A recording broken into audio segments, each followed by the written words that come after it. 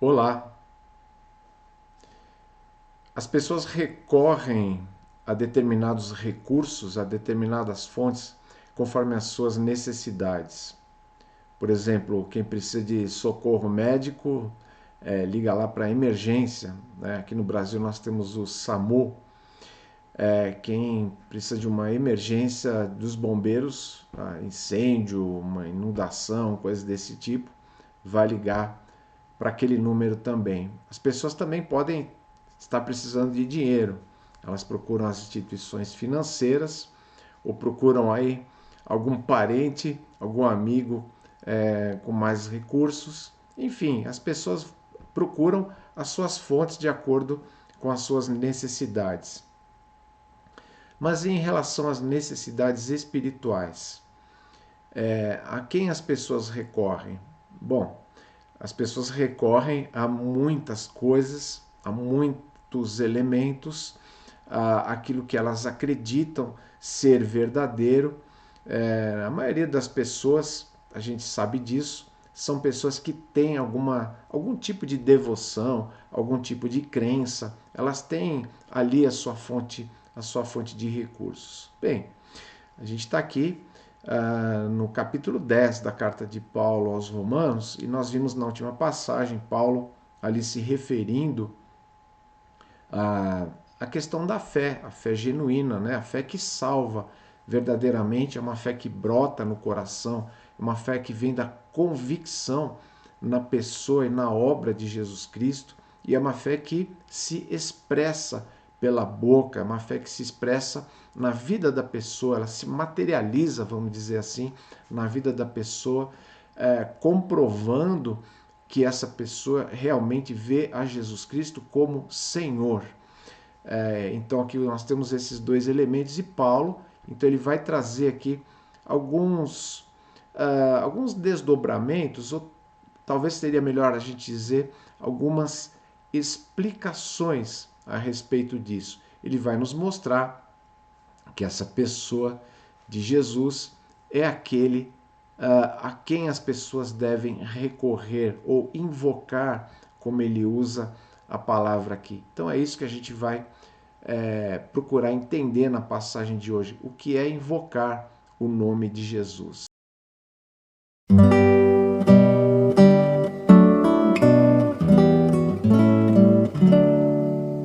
Então aqui no capítulo 10, nós estamos no versículo 11 e vamos ler até o versículo 15.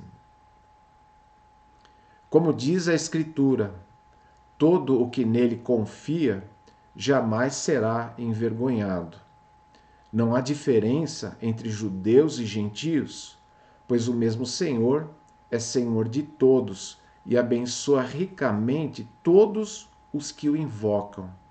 Porque todo aquele que invocar o nome do Senhor será salvo.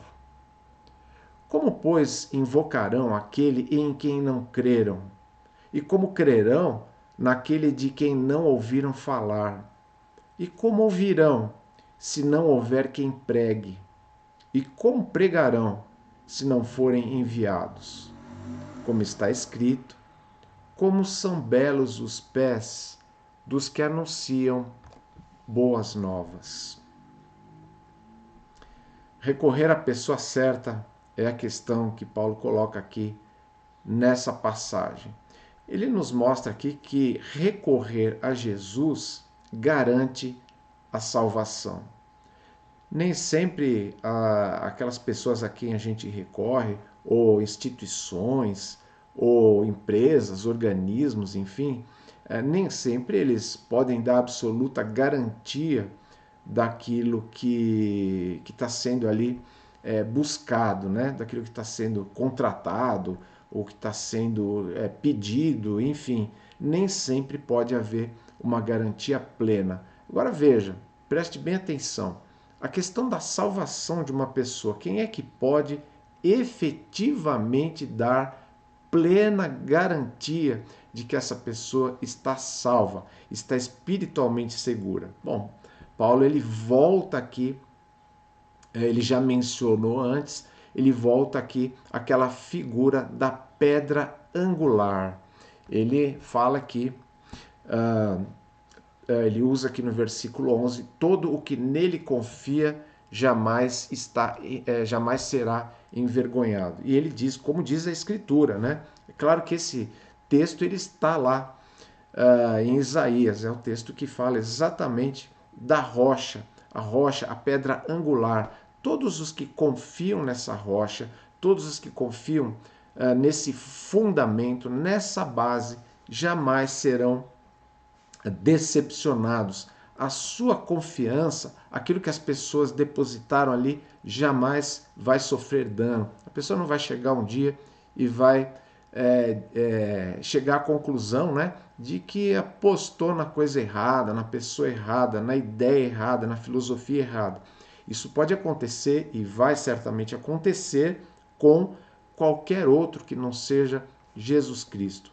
É claro que a gente tem muitas instituições que são relativamente confiáveis, né? Dentro daquilo que é possível ser confiável aqui nesse mundo, naquilo que elas se comprometem a fazer, né? Quando você busca aí uma segurança financeira, por exemplo, você busca lastro, busca essa segurança na instituição que pode garantir isso para você e por aí afora. Mas no que se refere à salvação, no que se refere à vida espiritual, somente Jesus Cristo pode assegurar isso. E Paulo está reafirmando isso aqui mais uma vez. Bem, ele está aqui praticamente voltando a ideias, né, que ele já vinha ele já tinha expressado anteriormente. Mas ele fala aqui também de uma profecia que o profeta Joel ele levou ali, que está registrado na Escritura. Ele diz aqui no versículo 13, porque todo aquele que invocar o nome do Senhor será salvo. Todo o que invocar o nome do Senhor será salvo. De onde Paulo tirou isso? Tirou de um contexto onde o profeta Joel, lá no passado, lá falando aos israelitas, ele fala de uma restauração futura, uma restauração que viria depois dos tempos de angústia, dos tempos penosos, né? E é interessante que dentro desse mesmo contexto da profecia de Joel, existe ali não apenas a restauração dos israelitas, mas já tem ali o vislumbre de um horizonte maior, porque ali já traz algo a respeito dos gentios, a inclusão dos gentios, a inclusão dos não-judeus em questões que envolvem aí as bênçãos de Deus, né, as futuras bênçãos de Deus. Bom, a gente sabe que as profecias, aliás, a gente vai ver outras aqui ainda que Paulo condensa, né, nessa passagem, ele traz junto, ele soma, né? Ele pega uma profecia, coloca lado a lado da outra para mostrar como a Escritura aponta realmente para Jesus Cristo, e não apenas para Jesus Cristo, mas para a realidade de que a salvação em Jesus, ela jamais foi pretendida como algo exclusivo para determinado povo, para determinada raça. Então, como eu ia dizendo, né, as profecias elas precisam ser entendidas no seu contexto original, no seu propósito original. Sempre há uma restauração que é dita ali, uma restauração imediata. Ou seja, o povo iria para o cativeiro, o povo iria ficar naquele cativeiro, mas esse povo voltaria do cativeiro. Estamos falando aqui mais especificamente do cativeiro babilônico, que durou 70 anos, e depois o povo retornou, pelo menos uma parte do povo, né, retornou, reconstruíram ali a cidade, os muros, o templo, mas as profecias elas falam de uma restauração maior, uma restauração em que o povo de Israel vai estar realmente totalmente seguro, totalmente amparado nas mãos do seu Messias, o seu Messias que irá reinar aqui neste mundo. Bom, mas entre um evento e outro existe o fator evangelho, o fator igreja, o fator de um tempo que a gente poderia chamar de um tempo intermediário, né? E é dentro dessa ideia que a gente tem que entender, então, essas profecias. Paulo fala aqui de uma restauração, e de uma restauração que acontece por meio do Evangelho. E ele traz aqui a palavra invocar. Todo aquele, ou seja, tanto judeu quanto gentil, essa ideia dentro do contexto aqui, todo aquele que invocar o nome do Senhor será salvo. Agora a gente precisa então parar para avaliar essa palavrinha, esse termo, invocar. Invocar não tem nada aqui de místico, né? Não tem aqui uma palavra que você tenha que dizer de uma certa forma, com uma certa entonação, ou repetir 500 mil vezes, mudando às vezes a entonação, ou você dizer Jesus Cristo, Jesus Cristo, Jesus Cristo, por exemplo, por mais que esse nome seja o nome que está colocado aqui, não é isso que Paulo está se referindo. Aqui invocar, veja, tem a ver com essa ideia de recorrer a alguém, apelar para alguém. E apelar para quê? Apelar para a salvação, é isso que Paulo está falando. Todo aquele que invocar o nome do Senhor será salvo. Salvo do quê? Bom, para quem já está familiarizado com a carta, a essa altura, nós já vimos de maneira muito farta aqui que o homem ele precisa ser salvo do pecado, ele precisa ser salvo da condenação, ele precisa ser salvo do juízo de Deus, do inferno, ele precisa ser salvo da sua culpa. É disso que ele precisa. É claro que ele precisa chegar a essa constatação e então ele clamar, ele recorrer, ele apelar para a pessoa que ele sabe, que ele tem certeza absoluta, que ele pode confiar que irá tirá-lo dessa situação de condenação, de pecado e irá justificá-lo com a sua obra sacrificial, a sua obra ao morrer na cruz, ao ressuscitar. É isso que é confiar. Lembre-se que a gente está aqui falando de todo um contexto de uma fé genuína que Paulo já falou ali atrás. Por que as pessoas então não creem, não recorrem a Jesus? Por que elas não fazem isso? Elas não fazem isso, em primeiro lugar, porque elas não enxergam a sua verdadeira espiritualidade. Elas não veem a si mesmas como a Escritura mostra que elas são. Elas não olham para esse espelho que é a palavra de Deus. Elas não veem o pecado como Deus o qualifica. Elas veem pecados muitas vezes como coisas específicas, coisas avulsas, pontuais. É um pecado, posso até pecar, cometo um pecado aqui, outro ali. O que as pessoas têm a maior dificuldade é entender que elas estão condenadas, elas estão em situação de culpa diante de Deus. Então essa é a primeira grande dificuldade e que impede as pessoas realmente de recorrer a Jesus. A segunda, é claro, é óbvio, é porque elas simplesmente não confiam nele como deveriam, não veem Jesus como ele realmente é. Confundem Jesus com todos os outros, com todas as outras supostas alternativas que se colocam aí. Colocam Jesus em pé de igualdade aí com outros que eles consideram em situação parecida com a de Jesus. Jesus é mais um aí. Eu posso apelar a ele, por exemplo, quando eu estou doente, quem sabe, né? Alguém me traz aí uma oração decorada, alguma fórmula, né? Eu posso recorrer a ele quando eu estou em perigo, mas não é disso que Paulo está falando. Eu preciso recorrer a Jesus para ser salvo. Não é que ele não livre, não é que ele não conceda saúde às pessoas, não é isso. Mas diminuir Jesus a esse ponto certamente não é o ponto, não é o que Paulo está falando aqui. Recorrer a Jesus garante a salvação. Agora veja como que isso acontece, como é que então a pessoa é levada a esse ponto de entender a sua situação espiritual e de crer em Jesus. Paulo mostra também aqui que recorrer a Jesus envolve um processo, e um processo definido, no caso aqui um processo definido por Deus.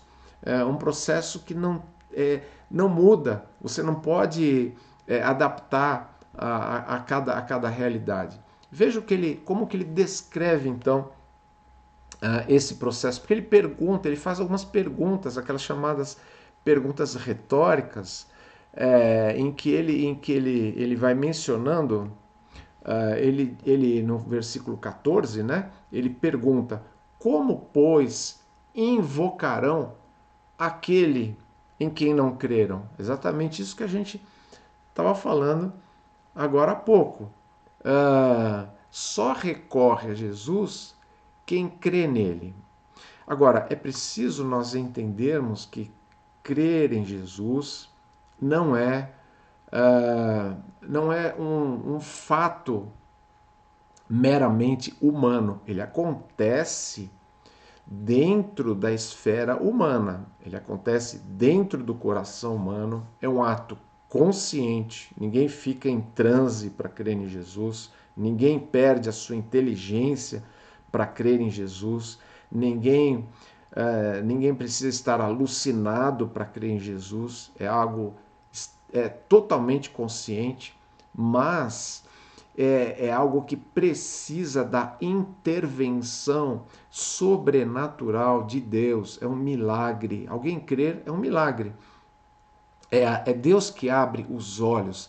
É Deus que opera essa possibilidade, essa realidade de alguém efetivamente confiar em Jesus para poder invocar o seu nome, para poder recorrer a ele. Mas aí Paulo ele segue aqui na sua típica forma, né, de expor os seus argumentos, né, ele segue mais uma vez aqui uma cadeia de pensamentos. Bom, mas como alguém pode crer naquele de quem não ouviu falar?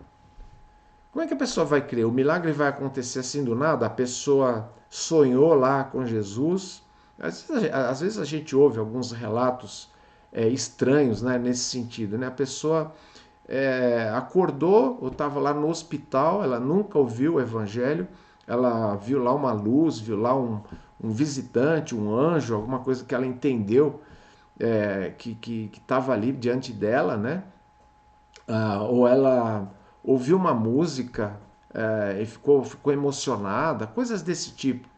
Paulo, a pergunta que Paulo faz aqui é como as pessoas vão crer em quem elas não têm conhecimento de quem seja essa pessoa, elas não ouviram falar, como é que elas vão crer?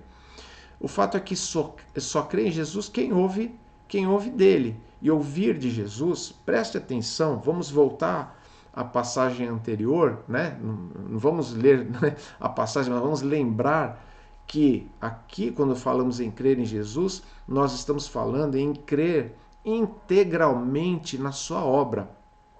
Crer que ele veio aqui como um homem, ele é Deus em carne. Crer que ele viveu aqui uma vida perfeita, crer que ele morreu pelos pecados, crer que ele morreu uma morte substitutiva, uma morte que cumpriu ali a justiça de Deus, e uma ressurreição que selou, que comprovou, que autenticou, que legitimou a sua obra. Tudo isso a gente viu na passagem anterior e se trata de fatos. A pessoa que ouve falar, ela precisa ouvir falar de fatos reais a respeito, que contam a respeito de uma pessoa real. Nada fictício, nada é lenda, nada é mais misterioso, né? Tudo está às claras, tudo está ali, tudo está registrado. O fato é que precisa ouvir. Agora veja, Paulo prossegue.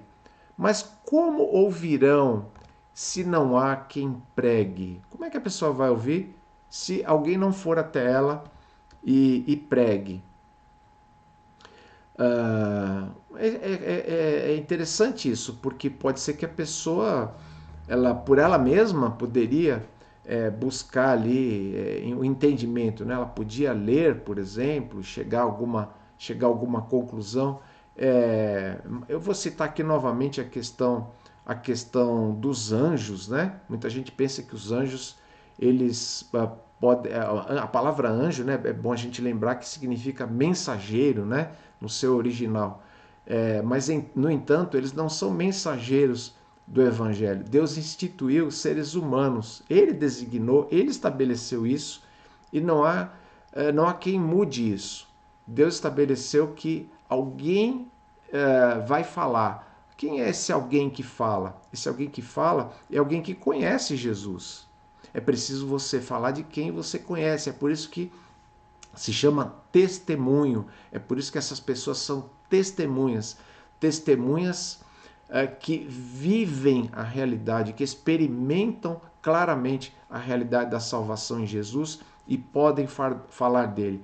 Deus não estabeleceu outro meio, é preciso que alguém fale. Mas Paulo prossegue, ele vai adiante aqui e conclui o seu raciocínio. Como pregarão se não forem enviados? Como pregarão se não forem enviados? E ele diz, né? Como está escrito, ele volta aqui a passagem, né, vai para outra profecia, vai para Isaías novamente. Como são belos os pés dos que anunciam boas novas. Mais uma vez aqui o contexto é de restauração. É a notícia de arautos, aqui anunciar, aqueles que anunciam, vamos desmistificar um pouco a palavra pregar. Pregar muitas vezes já faz um ruído aí no ouvido das pessoas, né? Pronto, lá vem o pregador, né? Parece que a pessoa está falando alguma coisa terrível ali. Pregar, aqui nesse contexto, Paulo está nos mostrando que está relacionado a anunciar, proclamar. É o anúncio de algo. Você está dizendo, você está informando. Aqui, inclusive, no contexto da profecia de Isaías, Paulo está falando como são belos os pés desses que anunciam. A palavra ali está diretamente ligada, o termo anunciam, está diretamente relacionado aos arautos. Arautos, lembre-se que na antiguidade você não tinha os meios de informação que você tem hoje. Você tinha aqueles mensageiros que corriam de um lado para o outro ali, levando as notícias, levando aquilo que estava acontecendo de um lugar para o outro, de uma cidade para outra, de uma nação para outra, muitas vezes. E Isaías, né, em primeiro lugar, fala aqui, é daquelas pessoas que sairiam para anunciar que o cativeiro estava chegando a fim e de que haveria a restauração. Mais uma vez, note-se que no contexto ali de Isaías, tem uma outra restauração de novo em vista, uma restauração maior, uma restauração futura, plena, completa, que vai acontecer por meio do Messias e que não chegou o tempo ainda. E mais uma vez Paulo agora encaixa isso para a realidade atual. Na verdade, enquanto depois do tempo daquela primeira restauração que o povo voltou lá do cativeiro, houve essa restauração, houve essa alegria das boas notícias. Que belos pés, né? Na verdade, aqui é uma maneira de dizer que bela mensagem, que notícia boa, que notícia agradável. Aliás, evangelho quer dizer isso, boa notícia, a boa notícia do evangelho. Paulo está comparando aqui as pessoas que anunciam o evangelho, as pessoas que falam de Jesus Cristo, falam da sua obra. Ele está comparando com aqueles arautos. E Paulo não está fazendo isso de forma arbitrária, não. Ele está pegando algo, digamos, algo grandioso para agora encaixar o evangelho. O evangelho é que é grandioso, o evangelho é que é a melhor notícia, porque é o evangelho que salva as pessoas quando elas depositam a fé em Jesus Cristo. Ele fala como as pessoas vão ouvir, como alguém vai falar de Jesus se não for enviado. Veja, nós sabemos que a palavra apóstolo ela quer dizer exatamente isso, quer dizer enviado. Então a gente precisa entender mais uma vez um detalhe. Apóstolo é aquele que aqueles, né, aqueles discípulos, a gente já falou sobre isso lá no início da carta, né? Paulo é um apóstolo, né? E se descreve como apóstolo. Nós sabemos que é um grupo especial, um grupo peculiar de pessoas, de homens que Jesus Cristo chamou ali para serem os primeiros arautos, os primeiros mensageiros da mensagem do Evangelho, aqueles primeiros proclamadores ou pregadores, como você preferir. Mas, claro que depois deles vieram outros. Note, não são apóstolos mais, não são apóstolos naquele sentido específico daquelas pessoas.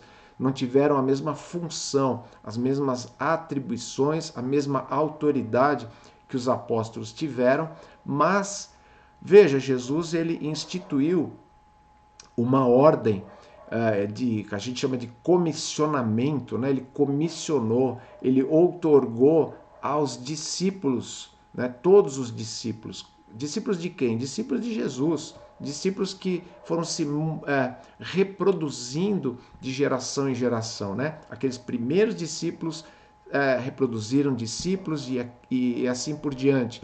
E a ordem que Jesus deu foi: vão e façam discípulos, levem o evangelho, estabeleçam essa verdade no mundo, levem as pessoas. O que a gente pode concluir aqui é que a mensagem ela é bonita, ela é formosa, ela tem esse aspecto bom, benéfico, porque vem de Deus. E ela segue o seu rumo, ela segue o seu curso, porque as pessoas que são assim comissionadas, não como aqueles apóstolos, mas também são comissionadas, são chamadas para falar de Jesus. E quem são eles? Todos os discípulos de Jesus. Todos os discípulos de Jesus que o conhecem são anunciadores, são mensageiros do Evangelho e têm uma tarefa nobre, uma tarefa importante a desempenhar nesse mundo. Por que as pessoas não recorrem a Jesus? Ou porque elas não ouviram o Evangelho, ou porque elas ouviram um Evangelho falsificado, distorcido e não vão crer em Jesus. Às vezes até pensam, mas se o Evangelho for adulterado, é no outro Jesus que as pessoas vão crer. Ou talvez porque as pessoas ouviram o Evangelho verdadeiro, genuíno, mas algo interferiu. Algo aconteceu no meio do caminho, como Jesus conta na parábola do semeador. O semeador, ali Jesus explica que a semente é a palavra de Deus, é o Evangelho. Ele semeou em vários campos ali. Os campos representam os corações humanos, Jesus explica. Mas cada campo, são descritos 4 campos ali, né? Cada campo ele tem as suas características, né? Um campo ele tá o evangelho é recebido com muito entusiasmo, mas ele logo esse entusiasmo logo passa quando as coisas do mundo atraem as pessoas. Outro, ele é como uma semente que cai entre os espinhos. As dificuldades da vida, os apertos, as perseguições por causa do evangelho acabam afugentando a pessoa. Ela diz: não, isso aqui não é para mim, não vou sofrer por Jesus, não. E ela cai fora. E tem também aquela semente que cai ali na beira do caminho, vem os pássaros. Jesus explica que ali é o diabo, né, que vem.